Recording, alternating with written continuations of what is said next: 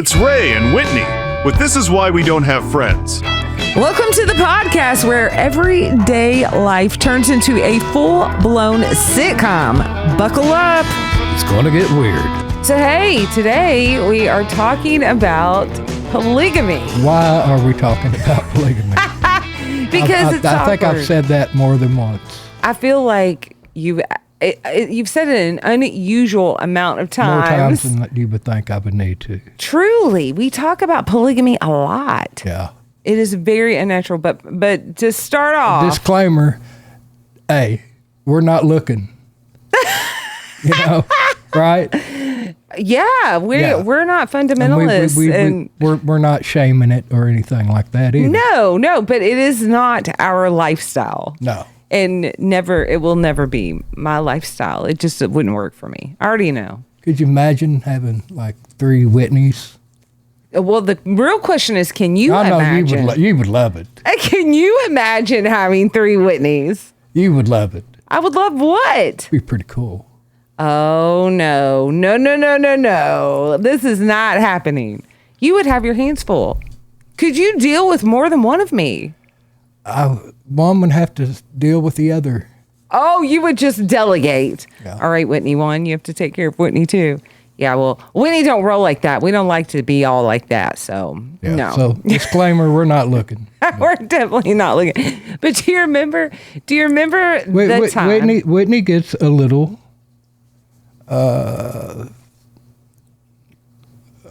confused sometimes in conversations with people she's just met or she...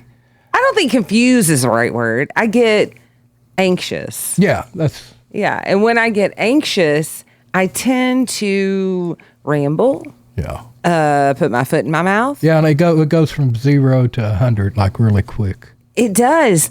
And the weird thing is that like in my brain, I feel it happening. Like I feel it happening in my brain, and my brain is telling me, stop talking. However, I can't. I just keep talking. My mouth just keeps going, even though I know logically this is not good. Yeah, you can see it in your face. Can you? Yeah. Oh, no, that I'm like melting down inside? Yeah, and you're trying to figure out how to... Well, on that same kind of note, I do want to tell one of our funnier polygamy stories. There's witnesses, I'm sure. There's witnesses. Well, we were invited to this little small town to do this songwriting event, and I think it went really well. But we were invited by a minister and his wife, and another minister and his wife were the ones that were kind of putting this show on. Was that place that had a roundabout in the middle of nowhere? Yes. I still don't know what that roundabout was for. I think they had 1,000 people in the town, and they felt the need to have a roundabout. Must have been a reason. We're just going to kind of leave it Maybe there. one day they'll need it. Maybe they will. But we were invited, and we performed, and I thought it went really well. We had a very good time. And at the end, like when we were about to leave, I realized I had not spoken to the wives of these ministers. And I felt the need that I should go up. And my intention was that I would just say, hey, thank you so much for having us. It was great to see you. See you later. Bye. Right? But that's not what happened. Not at all. Not at all what happened. So I will say that at this time, I had been divorced a few years from my first husband, and Ray and I had been married in that time. And when I got divorced from the first husband, I didn't make a big hoopla about it on social media. I didn't put like, I'm divorced. I didn't even change my status to divorce. I just kind of added my maiden name to my name, and then just kind of over time dropped my first married name, right? And then when we got married, I added our last name to my Facebook name because I caused a lot of havoc during the events leading up to my divorce being final on social media. And I thought, okay, I'm done with this. I'm not going to do it anymore. So unless you were like in our lives and really checking up on us, it probably didn't make a whole lot of sense. So I say to this girl, like, I'm so glad to see you. Thank you so much for having us. And she said, I didn't even know that you got divorced, and here you are with a new husband. She said, it just kind of shocked me. And it really was like a span. It wasn't a short span of time. Okay. But, like I said, if you don't check on people, then I guess you just don't know what's going on. Right. Yeah. And so when she said that, I got really nervous. And when I get nervous, I put my foot in my mouth. I start rambling. It's bad news bears. Well, I started doing that because she caught me off guard. Right. And so she says, I didn't even know you got divorced and now you have another husband. And I said, oh, girl, you must think that I am a polygamist. And our story wasn't like a secret. No. There's nothing secret. I just didn't make a big proclamation about it. And I did that because I had learned some lessons leading up into, separation and divorce, that it just wasn't a good look. It wasn't a good look, and I was just done doing it, and I just wasn't going to do it anymore.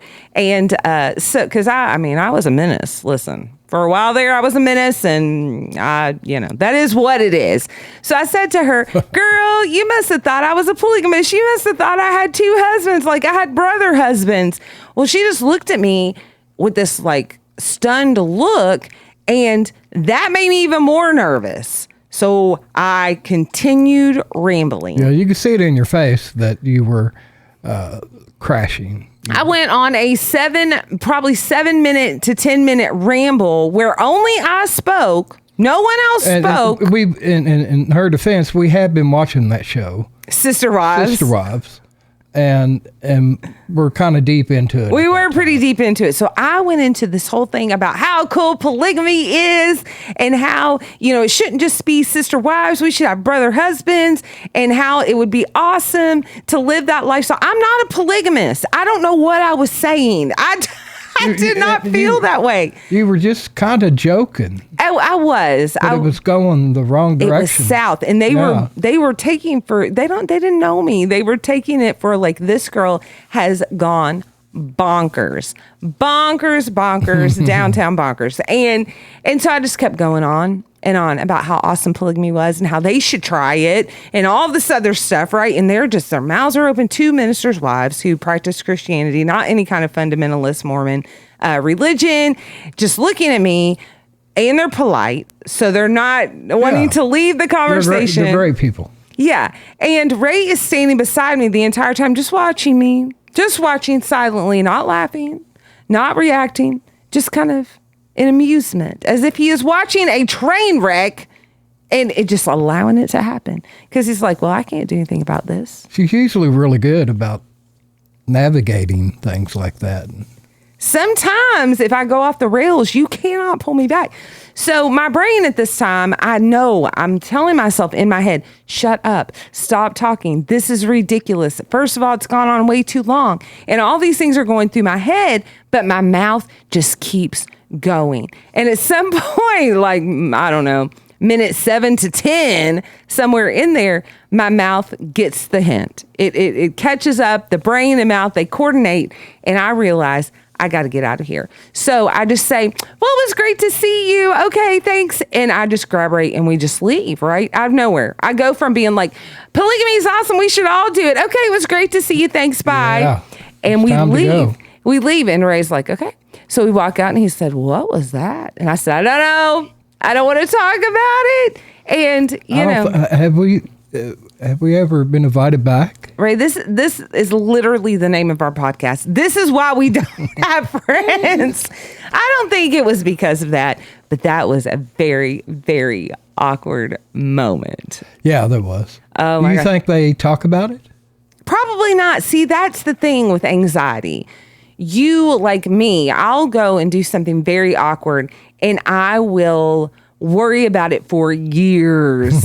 I will be embarrassed for years. And those people have already forgotten. Oh, yeah. There's no chance they even remember. And maybe I'm even, well, you were there to witness. Okay, I was going to say maybe I'm remembering it If you worse. come up in conversation, you think that's probably the number one thing they talk about?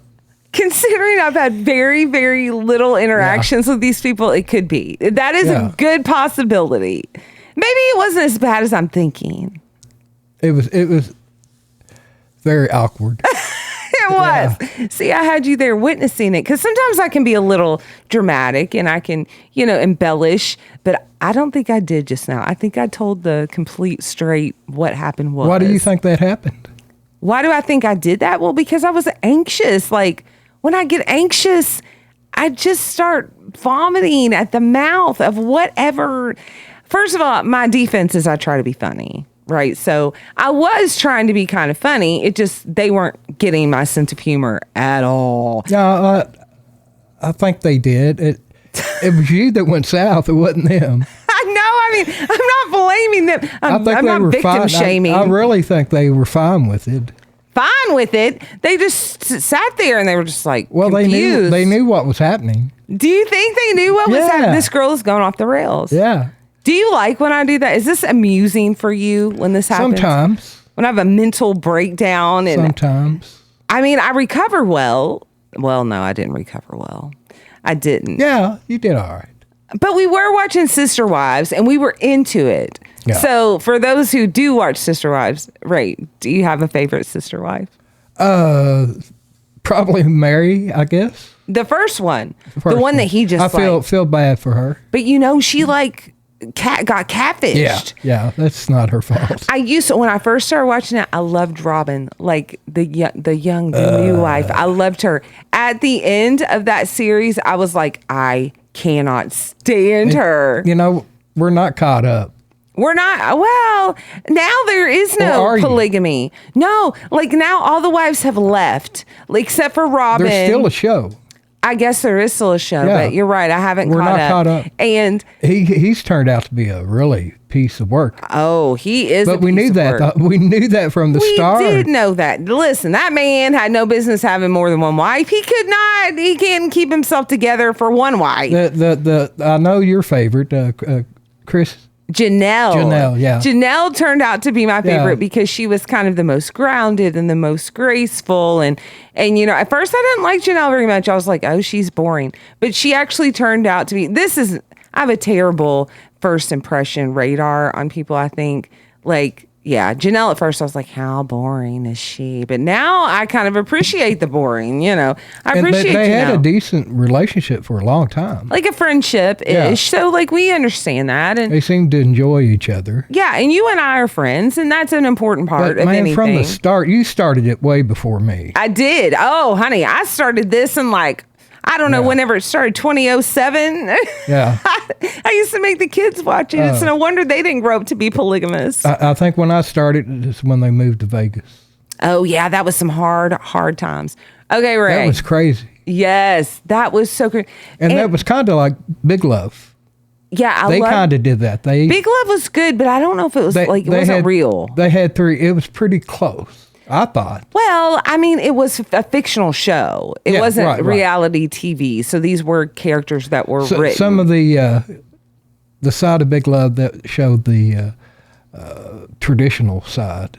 Yeah. How violent it was. I think it's real. Right, sure. They're definitely we're definitely not here to bash fundamentalists, but people of the faith would also tell you that those situations are very real, much like in the Christian world, in the Catholic world, there are some, violent situations. This is not isolated just to fundamentalist Mormons. This happens. There are cults all over. Yeah. What interests me is it's going to be a train wreck. You just think about it for a moment. But it's going to be a train, and you see it happen right in front of your eyes. Well, yeah, Ray. What kind of Why don't they see it? You live with me, right? And I am a grade A mess. Is that what we're doing right now? Are we having a train wreck moment? Yeah. You live with me, and it is a train wreck many days of the week. Can you even imagine? And sometimes my girlfriends come over and we have train wrecks together, and you're like, what do you usually do? You usually go to the bedroom, and you're like, I'm not doing this. Yeah. You all are on your own. Imagine if you felt as a husband to multiple women that you felt responsible for putting out all these little fires. And that is, I'm not being literal because I do like to set things on fire on accident, but it would be so hard.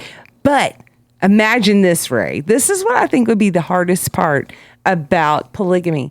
think of all the in-laws you would have. That's a lot of in-laws. So if you were the guy on Sister Wives, you would have 4 mothers-in-law. That's crazy. Yeah. That's a lot of people to manage. It don't make sense. It doesn't make sense. But, okay, I have a question for you. You're going to hate this question, and that's why I'm going to ask it. Okay, if you were a polygamist, okay, and you could put together like your polygamy dream team. Now, I better be on this dream team, but I'm just saying you could put together a polygamy dream team. It could be celebrities. It could be fictional characters. You really put me on the spot. And you had to have, just pick 2. Say we're going to have three wives, me and 2 others. Who would it be? Is that what you're thinking, 2 to 3? Yeah, I'm thinking I think 3 is a good number. Okay. For a fictional polygamist family that we're creating here. Okay, so you. Okay. That's one. Okay, you got one there, buddy. He's panicking. See, inside I can feel it. 2 would be like anybody. Oprah. She's fucking rich. You're gonna have to beep that. She's rich. She is rich, so she would be a good choice. Okay, stamp of approval on Oprah. Okay. Sister wife Oprah. I think I could find better. Better? If I had more time. You could find better than Oprah? Yeah. Well, I would. If I was thinking, people richer than her. What about Dolly? Oh, that'd be awesome. What if we had Oprah and Dolly and me? Ray, would you consider polygamy? See, if we had Dolly, I'd have to rethink that. What do you mean? What would be a good third wife? Okay, so let's start over. You have me and you have Dolly. Okay. And then... what would be after somebody like... he's thinking of the needs he needs met right now. See, he's like, okay, Dolly, she's musical and she's rich and she's sweet and she's the package. She's got a couple all. of packages that I'm sure any man would be thrilled to have, even in her 70s. And to have her as a friend I don't know. Would be awesome. We need somebody maybe that was like scrappy, somebody that could like take care of us in a dangerous situation. How about Sheryl Crow? You think Sheryl Crow could take care of us in a dangerous situation? It's like the harmony we would have. Ray's thinking, who could we invite over so we could have some really strong 4-part harmony? Yeah. That's where his polygamy. This is a musician through and through. Would be like Little Big Town. Would just be Little Big Town of polygamy. Yeah. But you would just be like the stud. You would be like, stand around me and I'm far from that. Ladies. I'm good with Sheryl Crow. I'm going to put my stamp of approval right on her as well. So it's me, Dolly, and Sheryl. That's not bad. Hey, that's not bad at all. And I also kind of like that I would be the youngest. Yeah, that's yeah. Yeah. That would be okay. I do feel like they would be a good addition to our family. So it'd be cool people to be around.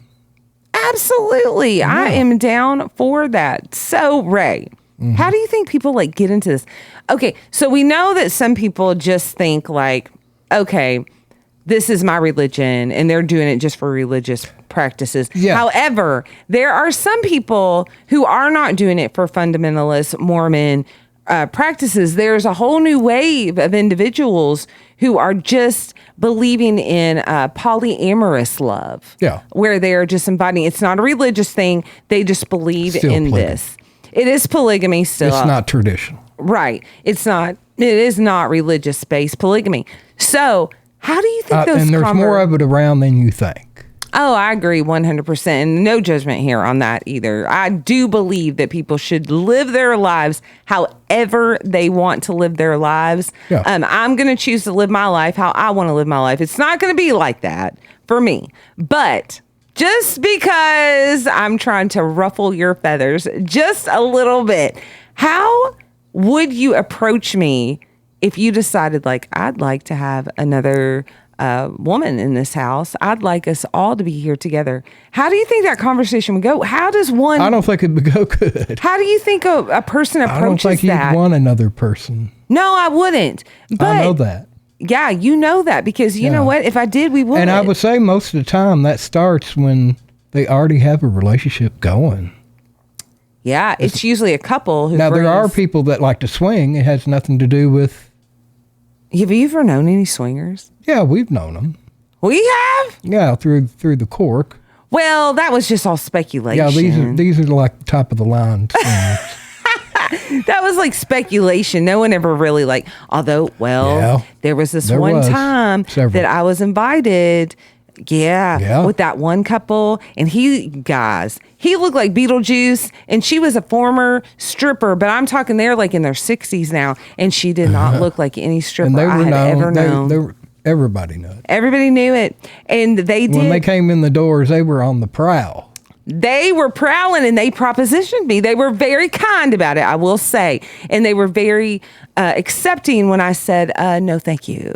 But I would tell you that if I was a single woman then, and they were two single people, if I was hetero, I would have said no, thank you to him. If I was non-hetero, I would have said no, thank you to her individually as well. It wasn't happening for me. No. It's weird what happens at bars. So that was part of your decision making, that they're not hot enough for me? Yeah, I do think that that's probably for non-religious, polyamorous groups or couples or thruples or whatever, quadruples. I do think that has something to do with it. I mean, don't you think that they would need to be attracted to each other to make it work? But there's some that don't care, I'm sure. Do you think you could be in a relationship? This is not polygamy based. Any type of relationship, if there was no physical attraction, none. If there was none, if it was repulsing, swinging and polygamy is two different things. So you think swingers don't really have to be? They really don't even have to like the person. Yeah, they don't care. This is not a relationship. No this offense. Is just for. No, I hope it did Excellent. Broke my heart. I'm wounded. So what you're saying is, Whitney, they were probably not even attracted to you. They just needed someone. You know, it's 2:30 in the morning. Stop it. Everybody's leaving. Ray, I am worthy of being asked for a throuple. Well, of course. It happens all the time, actually. What was with that delay? Well, of course, it happens all the time. What happens all the time? Be asked to be in a throuple. I am not. Are you asked to be in a throuple all the time? I'm not. You are. I'm not asked to be. That was the one and only time. Can you think of another time? There was a person who would come in and who was a salesman. A salesman. That's as far as I want to go. But he wanted to take you to wanted us to go to the swingers club. Oh, yes. Okay, yeah. Well, we got propositioned together in that. You're right. I don't think he wanted to swing with us. No, yeah, you for sure. No. Yeah. Again, that was a hard no for me. That was a very, very firm no. Well, here's the thing, too. I do not believe, and this is completely off subject as usual, I don't believe that you should have any type of relationship with people you work with, period. If you like your job, okay, if you hate your job, do whatever you want. Like, if you don't care if you lose your job, if you don't care if it's awkward. Is that how we met? Well, I don't really want to talk about that on this podcast, Ray, but you're right. But I do think in general, it's a good rule to follow. It's a big reason why we don't have any friends. Right. But I do think that, like, in general, you should not have relationships with people you work with. And he was someone and it happens that we worked all with. the time. It's terrible. I worked at Toyota for 23 years, and it was amazing what I would see. You know, I would see the women, and I'm like, but they became the breadwinners. It's and weird. they get on. Back then, they didn't have cell phones. They get on the phone and they'd be like, "I need the dishes done. I need the laundry done." Yeah, they're yelling and screaming, and there was a line of them just waiting, and then they hook up with somebody at work. And then all of a sudden, they've left their husband. Oh, yeah. And then, my grandmother, and this is terrible, I believe that factory workers are some of the hardest workers. Obviously, Ray worked in a factory, retired from a factory. I do not share this opinion, but my grandmother used to say, Whitney, factory women are trollops. She didn't use the word trollops, but she said they're awful. She said they there's so much infidelity in factories. That's crazy. But I always thought, listen, I worked in bars and restaurants. Are you talking? Don't talk to me about so much infidelity. That's all there was. It was a soap opera. It was like a telenovela. What in the restaurant business? Yeah. Also, I worked in schools, and it was the same way. Yeah, I think it's everywhere. It's in churches. It's everywhere. Oh, it is. Yeah, I did go to one. Yeah, did go to one church where that was a whole big thing too. Absolutely. It's in government and everything. There's like, I've seen so much crap. What's wrong with people? I don't know. We're human, I guess. Well, we do. Listen, I'm no saint, and you're not either. And you just about told the whole world about it here on the podcast. And maybe we will on another podcast, but not today. So, last question for you, Ray. Polygamy, thumbs up, thumbs down for you. It's fine for whatever you want to do. But you're not going to choose it. Yeah, don't pull me into it. So we cannot be polygamous. No. Okay. You okay? I'm fine with that. All right. I'm fine with that. I just want to be sure that we're on the same page. High five on that, buddy. Remember, three's company, four's polygamy, and one Whitney is more than enough.